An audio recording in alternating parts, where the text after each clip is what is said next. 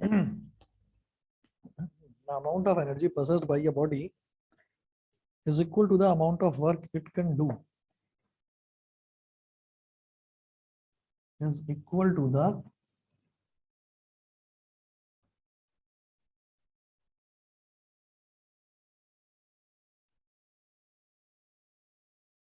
amount of energy possessed by a body is equal to the amount of work it can do when its energy is released. Amount of work it can do when its energy is released. The amount of energy possessed by a body is equal to the amount of work it can do when its energy is released. ठीक है, तो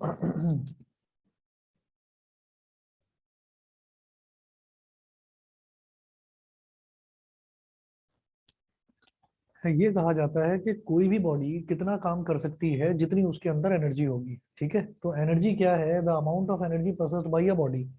कितनी उसके अंदर energy होगी वो किस चीज से पता चलेगा कि वो बॉडी कितना काम कर पा रही है। ठीक है, the amount of energy possessed by a body is equal to the amount of work it can do when its energy is released. जब उसकी पूरी की पूरी एनर्जी रिलीज हो गई, रिलीज होने के बाद में हम ये बता पाए कि उसने इतना काम कर दिया। तो अगर किसी भी बॉडी ने 50 जूल काम करा है तो हम ये कहेंगे कि इसकी एनर्जी 50 जूल रही होगी। ठीक है, क्योंकि कोई भी बॉडी जो है वो अपनी एनर्जी से ज्यादा काम नहीं कर सकती। ठीक है, इसीलिए जो एनर्जी है, एनर्जी की यूनिट भी वही होती है जो कि वर्क डन की यूनिट होती है। तो ऐसा ही यूनिट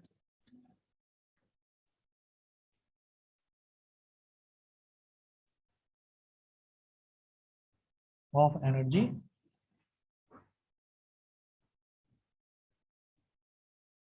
जूल्स, इसकी ऐसा यूनिट भी जूल होती है और शॉर्ट में इसको कैपिटल जे लिख देते हैं। वही जैसे वर्क डन के लिए जूल होता है वैसे।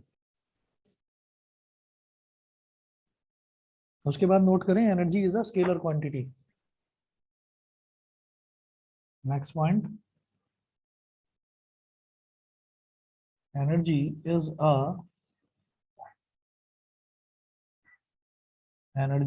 A scalar quantity. Scalar quantity का मतलब क्या होता है कि कोई भी ऐसी टर्म जिसमें डायरेक्शन ना हो, सिर्फ और सिर्फ उसकी वैल्यू हो। वैल्यू का मतलब क्या है? सिर्फ और सिर्फ उसका मैग्नीट्यूड हो। फॉर एग्जांपल हम ये बोलते हैं कि मास क्या है? मास है 25 किलोग्राम। किसी भी चीज का मास 25 किलोग्राम। तो 25 किलोग्राम की कोई डायरेक्शन नहीं है। 25 किलोग्राम को अगर मैं ये कहूँ कि नॉर्थ की डायरेक्शन में हम ट्रेवल करने लगे तब भी उसका मास 25 किलोग्राम रहेगा। साउथ की डायरेक्शन में ट्रेवल करने लगे तब भी 25 किलोग्राम रहेगा। ठीक है, तो डायरेक्शन पर डिपेंड नहीं करती ये चीज। ये चीज डायरेक्शन पर डिपेंड नहीं करती।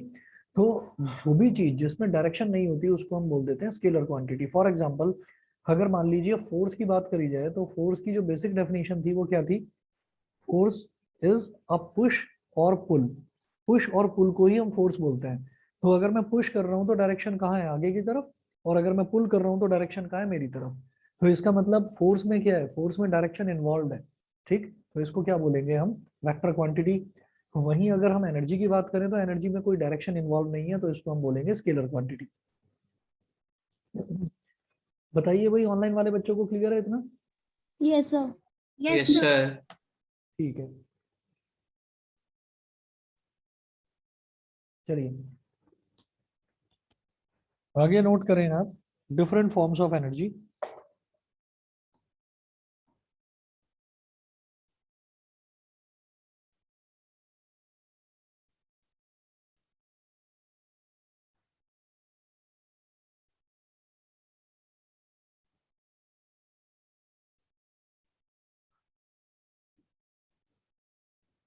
डिफरेंट फॉर्म्स ऑफ एनर्जी, इसमें आप नोट करिएगा, energy exist in many forms.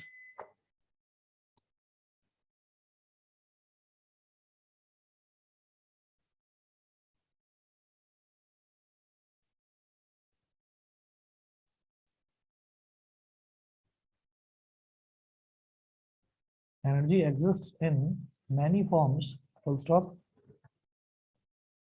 The main forms of energy are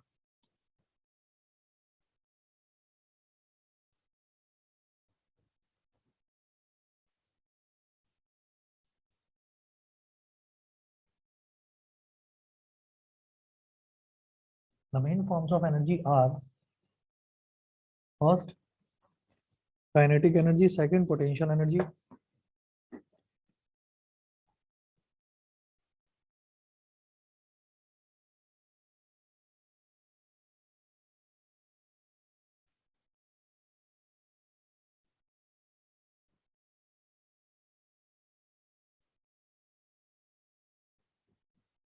first kinetic energy, second potential energy, third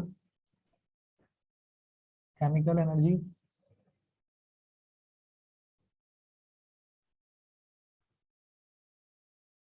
fourth heat energy, fifth light energy,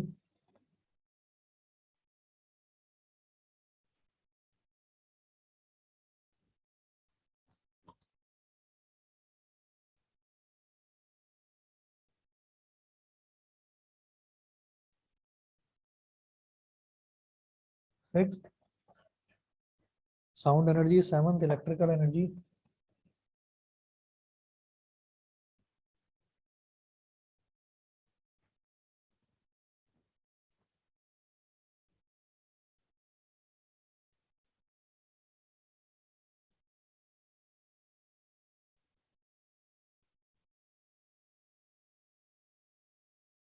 और eighth है nuclear energy.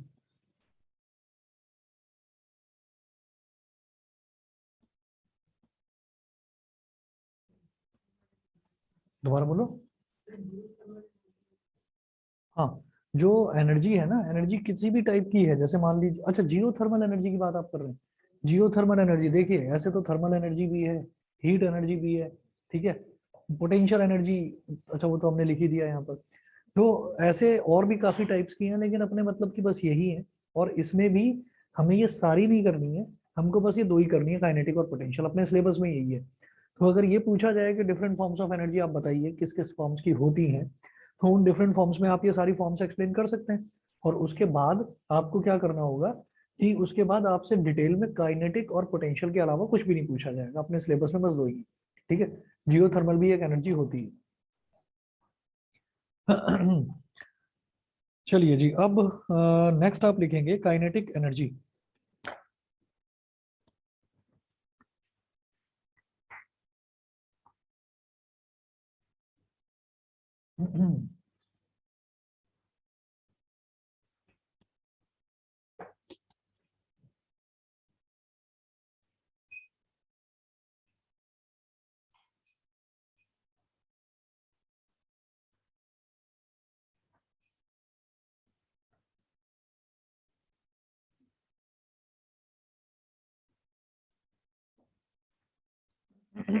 Kinetic energy, इसमें लिखिएगा the energy of a body due to its motion is called kinetic energy.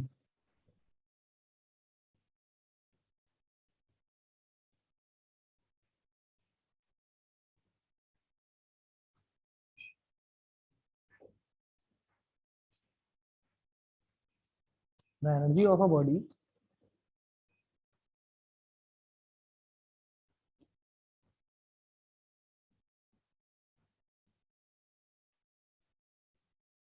Due to its motion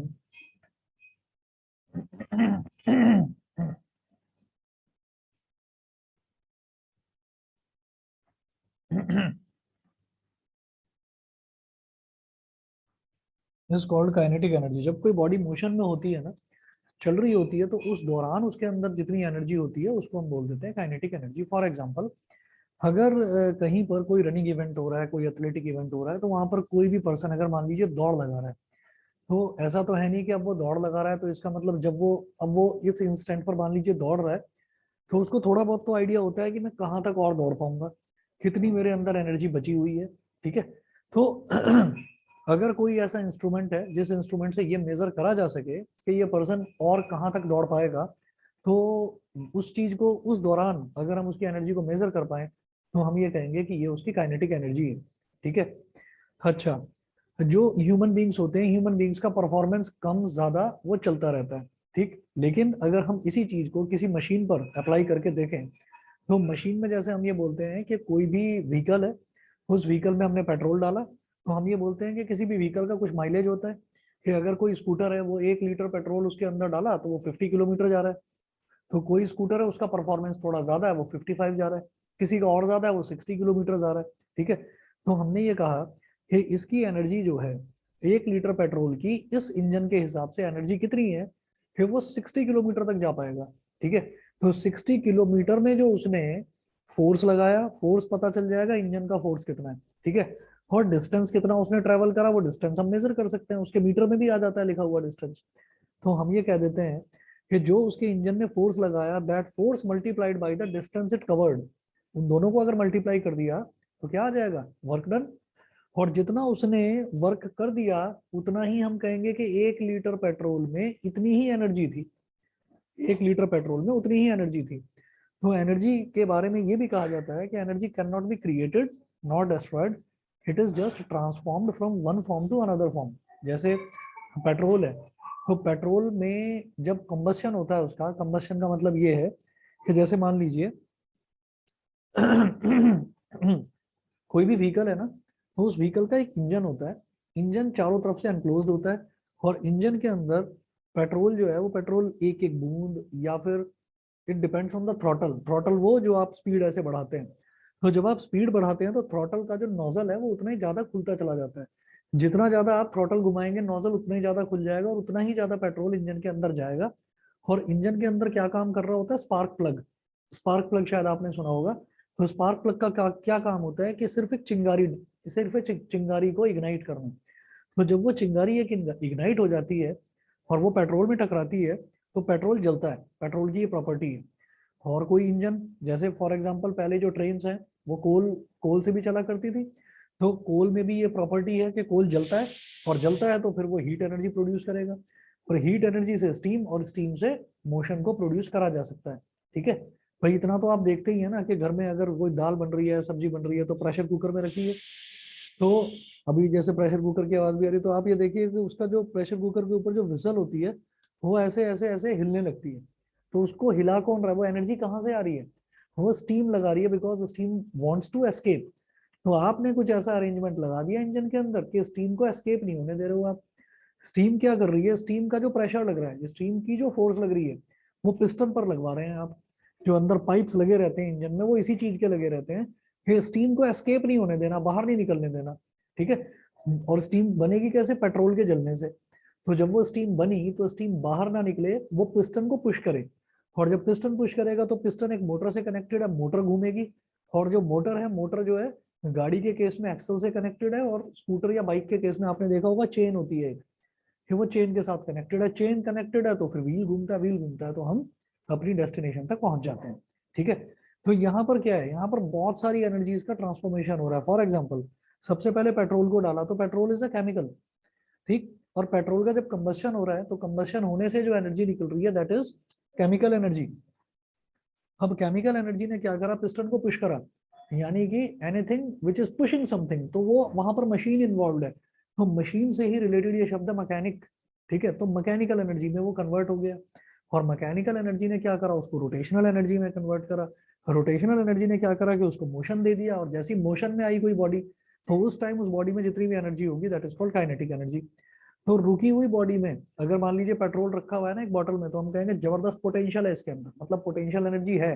क्यों, क्योंकि एक हल्की सी चिंगारी चाहिए बस, चिंगारी लगते ही आग लगेगी, आग लगेगी तो हीट एनर्जी, और हीट एनर्जी से आप किसी भी तरीके की एनर्जी ले सकते हो। समझ रहे हैं, दुनिया का कोई भी इंजन ऐसा नहीं है जो जब चले तो वो गर्म ना होता हो, हर एक इंजन हीट जरूर होता है, चाहे फिर वो सीएनजी से चले, चाहे वो कोल से चले, चाहे पेट्रोल या डीजल, या और भी फ्यूचर फ्यूल्स अगर हम हाइड्रोजन की बात करते हैं तो। इलेक्ट्रिक में भी कभी भी आप देखिएगा कि अगर इलेक्ट्रिसिटी से चलने वाली कोई भी चीज है, जैसे बच्चों के खिलौने भी होते हैं, तो वहां पर भी आप ये देखेंगे कि उसमें छोटी सी नीचे ना मोटर लगी रहती है जो छोटे छोटे व्हील से कनेक्टेड है। आप उसको चलाइए और चलाने के बाद मोटर को टच करके देख लो, हीट प्रोड्यूस होती है। तो हीट तो हर जगह प्रोड्यूस होगी ही होगी, चाहे कोई भी हो वो। ठीक है, तो हमें बस ये देखना है कि किसमें कौन सी एनर्जी है। तो कोई भी चीज अगर चलती है ना, और जब वो चीज चल रही है और हमने उस दौरान पूछा कि अब आप ये बताइए कि इसमें एनर्जी कितनी है या एनर्जी की टाइप कौन सी है, तो आप कहेंगे काइनेटिक एनर्जी है। ठीक है, तो इसीलिए मोटा मोटा दो पार्ट्स में डिवाइड कर लिया गया एनर्जीज को, एक बॉडी या तो चलेगी या रुकेगी, इसके अलावा तो कुछ नहीं। समझ गए? या दिमाग में ये आता है कि नहीं बॉडी उड़ भी तो सकती है, मैंने फेंक दिया किसी बॉडी को, तो उड़ने का मतलब भी क्या है कि वो मोशन में है, वो एक जगह से दूसरी जगह जा रही है। ठीक है, तो चलना, उड़ना या लुढ़कना, एक जगह से दूसरी जगह जाना, कुल मिलाकर ये है कि बॉडी मूव करे। ठीक है, चाहे वो हवा में मूव करे, चाहे वो पानी में मूव करे, चाहे फिर वो जमीन पर मूव करे, बस मूव करे। अगर बॉडी मोशन में है तो energy is called kinetic energy, और अगर बॉडी रुकी हुई है तो energy is called potential energy. Potential energy का दूसरा एग्जांपल हम ये देखते हैं कैटापल्ट, जानते हैं गुलेल? गुलेल, तो हमने एक छोटा सा पत्थर लिया और गुलेल में उसको लगाया और खींच दिया, खींच रखा है, छोड़ा नहीं है अभी तक।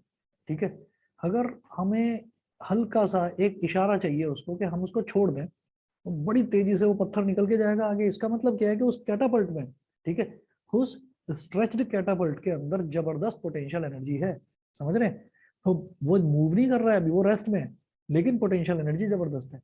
ठीक है, कोई हमको चांटा लगाने वाला है, आपने किसी भी तरीके से उसको फ्रीज कर दिया, रोक दिया, ठीक है, वो रुक गया, वो स्टॉप हो गया, तो इसका मतलब क्या है? इसको गुस्सा बड़ी तेज आ रहा है, चांटा मारने वाला है। ठीक है, इसका मतलब क्या है कि इसके हाथ में पोटेंशियल है जबरदस्त, तो तुम सुधर जाओ, पहले ही सॉरी बोल दो, नहीं तो लगेगा एकदम। ठीक है, तो इसको क्या बोलते हैं? पोटेंशियल। ऐसे ही हम दूसरा एग्जांपल लेते हैं, धनुष बाण। तो धनुष बाण जो है उसको आप पीछे खींचे, जैसे ही आप खींचेंगे तो जो उसकी स्ट्रिंग है, जो बो जो है, बो की जो स्ट्रिंग है, वो उसके अंदर क्या इकट्ठा हो गया? Potential energy. और एग्जांपल, 14 फ्लोर है यहाँ पर बिल्डिंग में, ज्यादातर में सब 14 फ्लोर्स ही हैं। एक ईंट ले ली, ईंट, ब्रिक, उसको लेकर चले गए, जमीन पर पड़ी हुई थी चुपचाप, कुछ नहीं था उसके अंदर, कोई पोटेंशियल एनर्जी नहीं थी। फिर लिया और अब हमने खाना वाना खा रखा है, हमें कोई थकान महसूस नहीं हो रही है, तो हमको ये लग रहा है कि हम खूब काम कर सकते हैं। ठीक है, तो एनर्जी हमारे अंदर फूड के फॉर्म में चली गई, और जब फूड के फॉर्म में एनर्जी गई तो वो केमिकल एनर्जी में कन्वर्ट हो गई। क्यों? क्योंकि जितनी भी एनर्जी रिलीज होती है बॉडी के अंदर, that is in the form of glucose. मैं कुछ भी खाऊं, कुछ भी खाऊं, जो मुझे बॉडी मेरी एनर्जी देगी ना, that will be in the form of glucose. ठीक, हमने खाना वाना खा लिया ढंग से, हमको कुछ उल्टी सीधी हरकत करने को दिमाग में आया, तो हमने एक ब्रिक उठा ली नीचे से, और हमने कहा चलो बिल्डिंग की छत पर जाएंगे आज तो। छत पर पहुंच गए, बिल्कुल ऊपर, है ना। ऊपर जाकर हमने ब्रिक को ऐसे रख दिया, मान लो कि ये टॉवर है, यहाँ ले जाकर ना ब्रिक को मैंने ऐसे रख दिया, आधा लटका दिया, आधा ऊपर, आधा उसको ऊपर रख दिया और आधा नीचे लटका दिया। ठीक है, अभी ब्रिक जो है ना वो ऐसे हल्के हल्के ऐसे हिल रही है हवा से, 14th फ्लोर है, वो धीरे धीरे हिल रही है।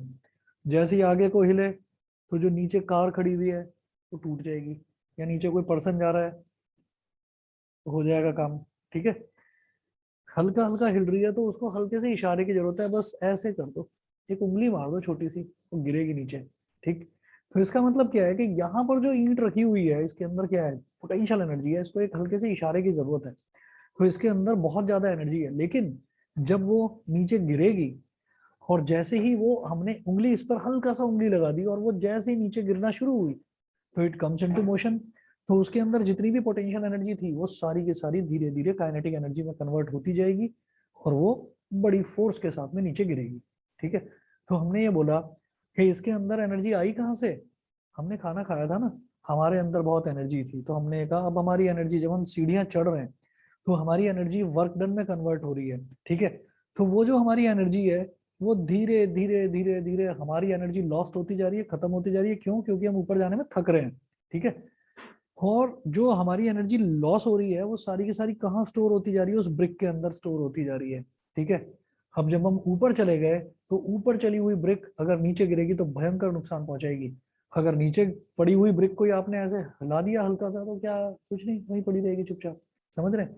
तो कुल मिलाकर ऐसा होता है कि जब भी हम किसी भी तरीके की एनर्जी रिलीज करते हैं तो वो एनर्जी किसी ना किसी दूसरी बॉडी में स्टोर हो जाती है, और स्टोर होने के बाद में उसके अंदर पोटेंशियल एनर्जी होती है, फिर वो आगे काइनेटिक में कन्वर्ट होती है। समझ गए? क्लियर है? बताइए, वही ऑनलाइन वाले सभी बच्चों को क्लियर है? Yes sir. Yes sir. ठीक है, यस सर। ओके। तो अब आप नोट करेंगे इसमें formula for kinetic energy, heading डालिए formula for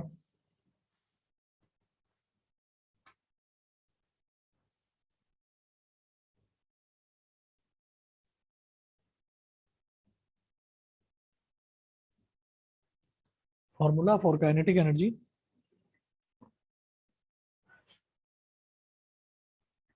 The kinetic energy of a moving body is measured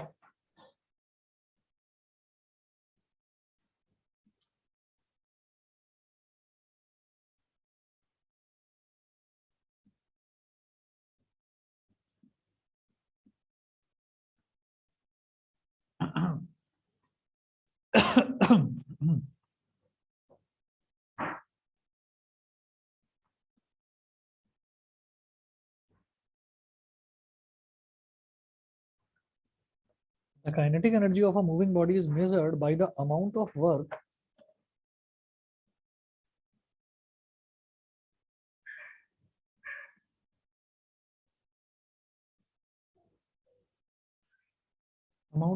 it can do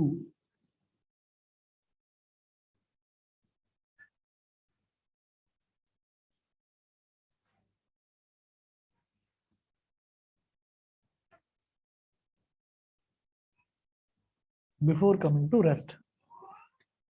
कोई भी बॉडी रेस्ट में आने से पहले कितना काम करेगी उसी को हम ये बोल देंगे कि काइनेटिक एनर्जी होगी उसकी वो। ठीक है, अच्छा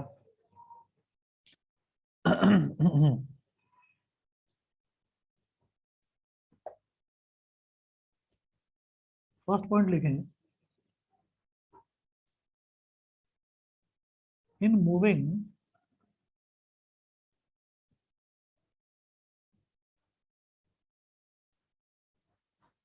a distance s, s को ऐसे इन्वर्टेड कॉमास में बंद कर देना, in moving a distance s comma suppose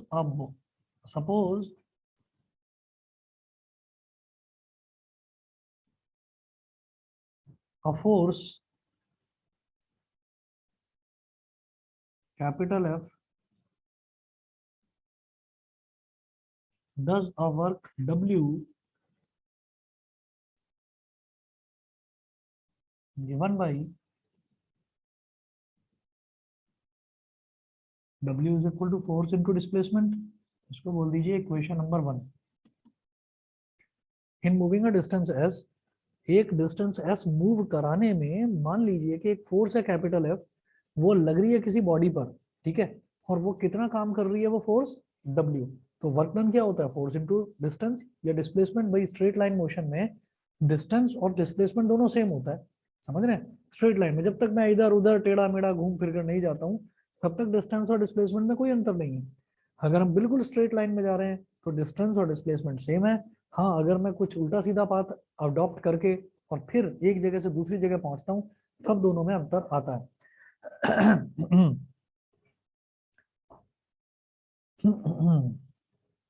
अब यहां पर ना एक डायग्राम बना लीजिए,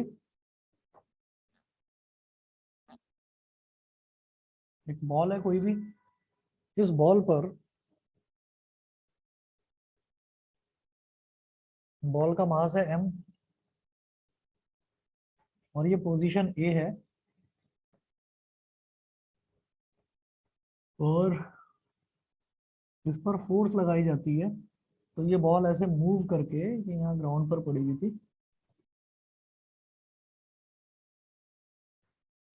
ये मूव करके ऐसे यहाँ पोजीशन B पर आ गई, ठीक है। और A से B तक जो डिस्टेंस उसने मूव करा दैट डिस्टेंस इज s।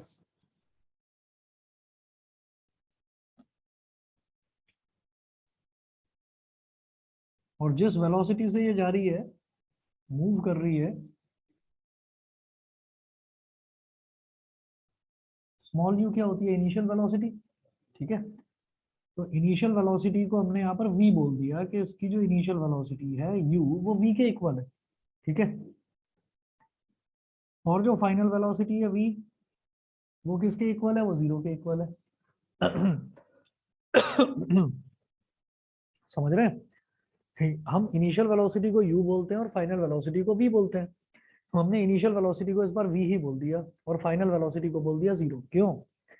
क्योंकि kinetic energy of a moving body is measured by the amount of work it can do before coming to rest. Rest में आने से पहले, मतलब फाइनली तो बॉडी रेस्ट में ही आएगी, रेस्ट में आने से पहले तक जब तक वो मोशन में थी तब तक उसने कितना वर्क डन करा, ये बताना होता है। ठीक है। अच्छा, अब ये कहेंगे कि since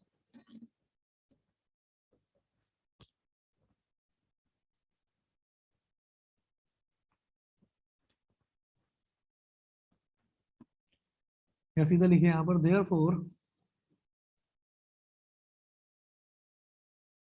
work done by a body before coming to rest is equal to kinetic energy. Force कितनी लग रही है इस पर, एफ, और रेस्ट यहाँ पर आकर ये रेस्ट में आ जाती है, तो यहाँ से यहाँ तक डिस्टेंस हो गया एस, तो एफ इंटू एस उसका हो गया वर्क डन। तो K E is equal to work done, तो K E is equal to f into s. ठीक है, इसको बोलिए इक्वेशन नंबर 2। काइनेटिक एनर्जी हो गई एफ इंटू एस। ठीक है, उसके बाद हम कहेंगे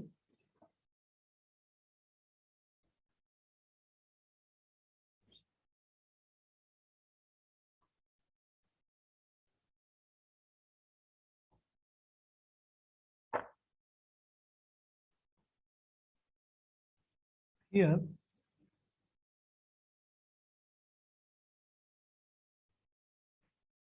u is equal to v, ये ऐसे लिखें कहीं कंफ्यूजन ना हो, initial velocity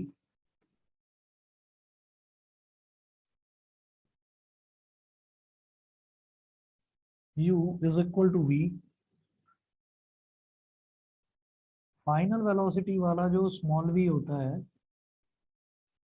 is equal to 0, acceleration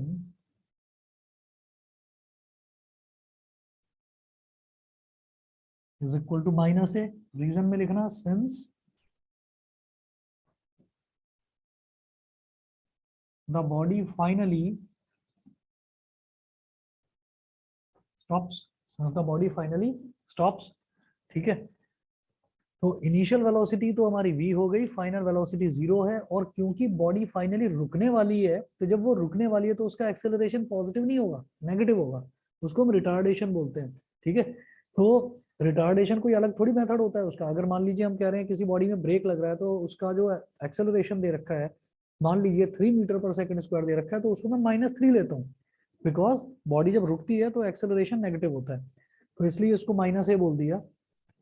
और डिस्टेंस या displacement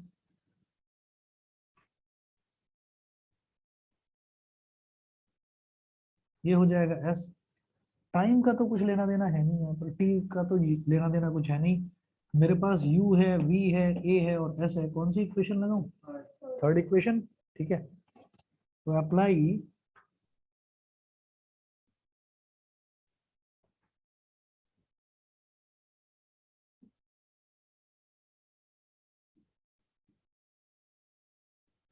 apply third equation of motion.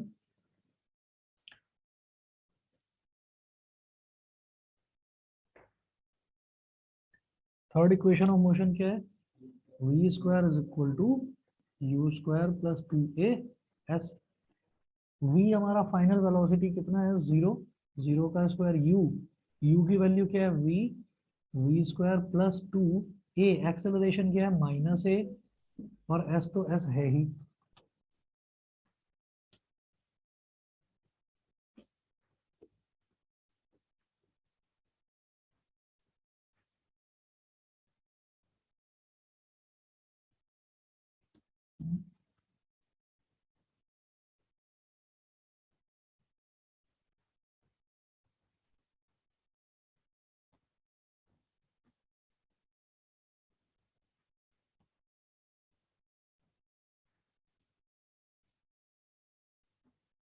तो ये क्या हो गया, जीरो का स्क्वायर यानी कि zero is equal to v square minus two a s. इस माइनस टू ए एस को इधर ले आओ, क्या हो गया, प्लस का two a s is equal to v square two into f upon m into s is equal to v square. यहाँ रीजन में लिखिए by Newton's second law f is equal to ma. It implies that a is equal to f upon m. तो acceleration की जगह क्या हो गया, force upon mass. समझ गए, ठीक है। अब क्या करिए, ये जो मास यहाँ डिनोमिनेटर में है, ये यहाँ न्यूमरेटर से मल्टीप्लाई हो जाएगा। 2fs is equal to m v square. ठीक, अब ये 2 यहाँ मल्टीप्लाई में, यहाँ डिनोमिनेटर में चला जाएगा। fs is equal to 1/2 m v square. From equation 2 K E is equal to f s. Therefore ये जो एफ एस है, एफ एस की जगह के ई लिख दीजिए। के ई यानी कि kinetic energy is equal to half m v square. ठीक है, ये प्रूव हो गया। ये आपका काइनेटिक एनर्जी का फॉर्मूला है। और अगर एग्जाम आपके सब्जेक्टिव होते हैं, अभी कुछ कहा नहीं जा सकता, अगर केसेस इसी तरह से बढ़ते रहे और एग्जाम आपके ऑब्जेक्टिव हुए, तब तो ये सारी चीज बेकार हो जाएगी। फिर तो मल्टीपल चॉइस ही पेपर आएगा। पढ़ा होगा ना, जो 2-4 महीने पहले आया था वो नोटिस, उसमें ये था कि अगर सिचुएशन खराब हो जाती है तो जो टर्म 2 है, टर्म 2 भी ऑब्जेक्टिव होगा। ठीक है, तो खराब सिचुएशन ही चल रही है, क्योंकि देख लीजिए 1 लाख से ऊपर आ गए हैं केसेस। ठीक है, और आपको यहाँ पर स्ट्रेंथ से भी पता चल ही रहा होगा कि अब ऑनलाइन स्टूडेंट्स ज्यादा हैं। तो अगर सब्जेक्टिव होता है तो उसमें ये सारे प्रूफ्स वगैरह पूछे जाते हैं। ठीक है, चलिए जी, उसके बाद एक क्वेश्चन नोट करिएगा। Calculate the kinetic energy of a body, question number 1।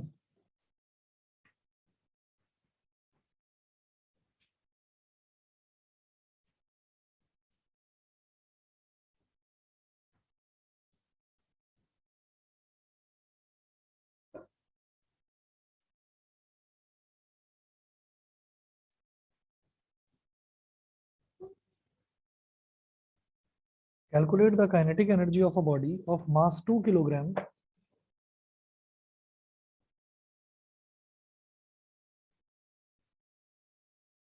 Calculate the kinetic energy of a body of mass 2 kilogram moving with a velocity of 0.1 meter per second.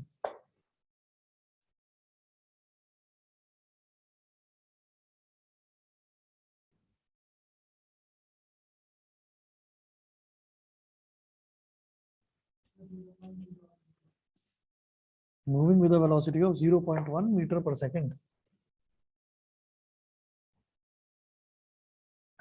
Kinetic energy पूछ रहे हैं, तो क्या हो जाएगा, K E is equal to half m v square. तो half into mass कितना है, 2 किलोग्राम। वेलोसिटी कितना है, 0.1 मीटर पर सेकंड। 0.1 का स्क्वायर, इधर 2 से 2 कैंसिल आउट हो गया, तो 0.1 का स्क्वायर क्या होता है, 0.01। ठीक है, तो ये हो गया 0.01 जूल। ठीक है, ये क्वेश्चन नंबर 1। नेक्स्ट देखते हैं।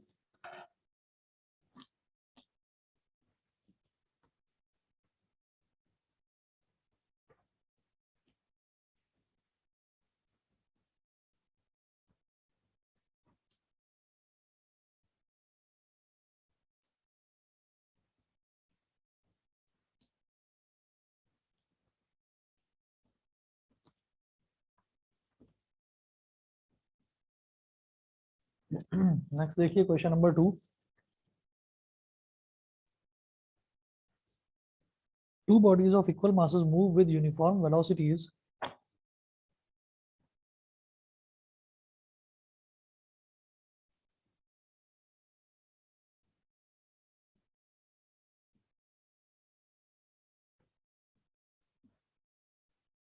two bodies of equal masses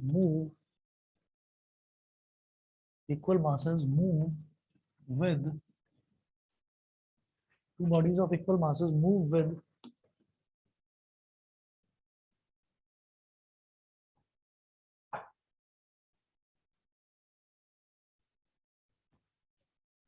two bodies of equal masses move with uniform velocities v and 3v respectively.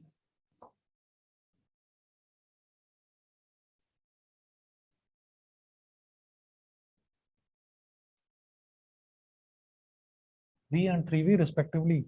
Full stop. Find the ratio of their kinetic energies.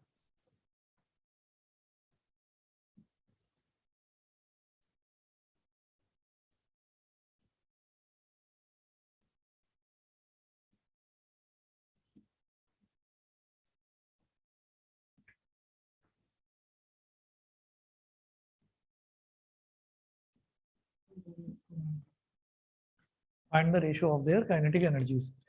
अब वो बोल रहे हैं ये दो बॉडी हैं जिनका मास दोनों के इक्वल है, ठीक है।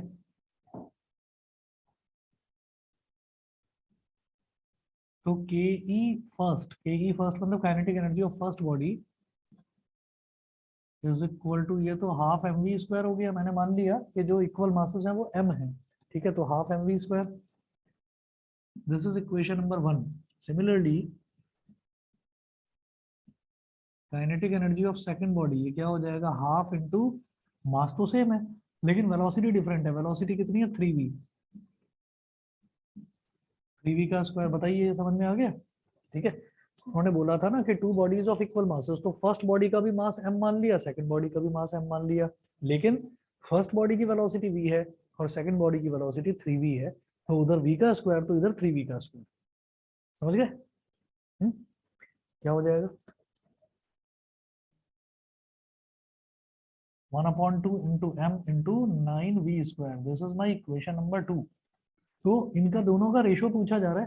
तो आप देखिए, बिल्कुल जैसे कल भी हमने मैथ्स में क्वेश्चन करा था कि पहले दे रखी है बॉडी v वाली, बाद में दे रखी है बॉडी जो 3v वेलोसिटी के साथ चलती है, तो पहले वाली अपॉन दूसरे वाली, ऐसा ही करते हैं हमेशा, ठीक है।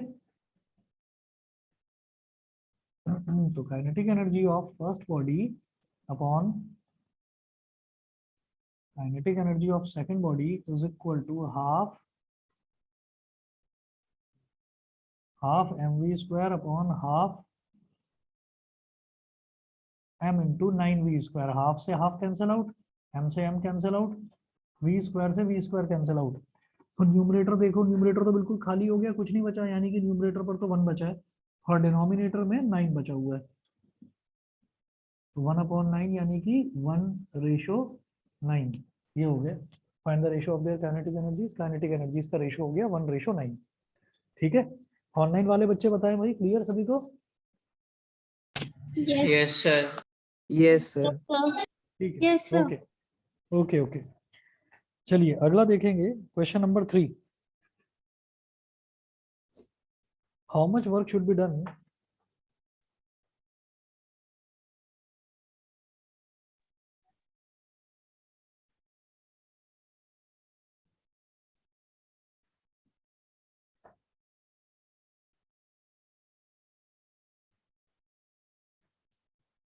how much work should be done on a bicycle of mass 20 kilogram? How much work should be done on a bicycle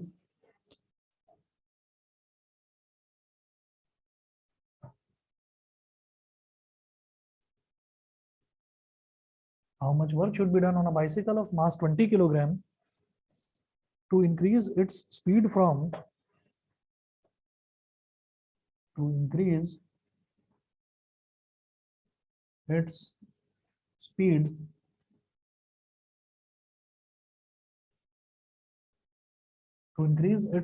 from 2 meter per second to 5 meter per second, to increase its speed from 2 meter per second to 5 meter per second। एक bicycle है जो already 2 metre per second की speed पर चल रही है, ठीक है। और उसकी स्पीड बढ़ानी है 5 मीटर पर सेकंड पर पहुंचाना है उसको, तो वो पहले भी मोशन में थी, बाद में भी मोशन में ही रहने वाली है। तो मैं क्या करूंगा, उसकी इनिशियल काइनेटिक एनर्जी निकालूंगा। इनिशियल काइनेटिक एनर्जी कैसे निकलेगी, मास तो उसका 20 रहने वाला है ना, चाहे उसको आप 100 मीटर पर सेकंड की स्पीड पर पहुंचा दो या रेस्ट में खड़ा कर लो, मास तो उतना ही रहने वाला है। तो मैं क्या करूंगा, मैं इसमें देखूंगा कि इनिशियली इसकी काइनेटिक एनर्जी कितनी थी, अभी बता रहा हूँ। बिल्कुल ठीक है। नोट करिएगा, इनिशियल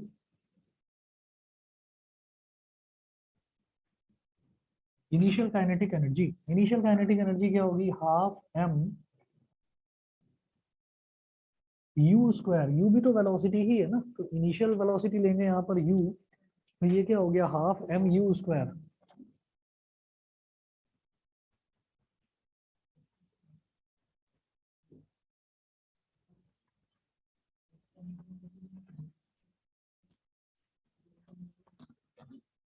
बेटा ये क्या हो गई, इसकी value half m u square, ये हो गया हाफ, मास कितना 20 किलोग्राम, और इनिशियल वेलोसिटी कितनी 2 मीटर पर सेकंड, तो 2 का स्क्वायर, तो एक 2 से एक 2 कट गया, तो 22 सा 40 जूल, तो इसकी इनिशियल काइनेटिक एनर्जी, यानी कि इतनी एनर्जी पर ये चल रहा है।